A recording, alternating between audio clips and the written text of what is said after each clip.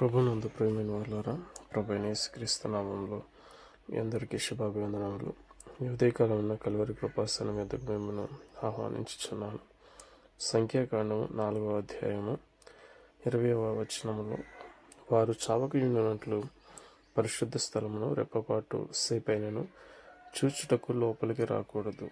దేవుడైన యెహోవా మోషేకు లేవీయుల యొక్క బాధ్యతను వివరిస్తూ, ఎవరు ఏ పని చేయాలి, ఏ పని నిమిత్తం ఎవరు నియమింపబడాలనే విషయాన్ని వివరించి వారికి చెప్తున్నప్పుడు చెప్పేది ఏంటంటే, వారు చావకు ఉన్నట్లు పరిశుద్ధ స్థలమును కనీసం రెప్పపాటు సేపైనా చూచుటకు లోపలికి రాకూడదనే మాటను చెప్పాడు. అయితే దేవుడు ఈరోజు మనకిచ్చిన ఆధిక్యత ఏంటంటే, ఆయన మరణ పునరుద్ధానము వలన అడ్డుతెరను చింపివేసి ఆ బలిపీఠమును ఎవరైనా సరే సమీపించడానికి, తండ్రి దేవుణ్ణి ఆరాధించడానికి, ఆయన వేడుకోవడానికి ఆయన అవకాశం కలిగించాడు. అట్టి ఆధిక్యతను మనం కలిగి ఉన్నామని గుర్తించి ఆయన కృప కొరకు కనిపెట్టుచో ఆయనను వేడుకోవాలని, ప్రార్థన చేయాలని దేవుని పేరట మనం చేస్తున్నాం.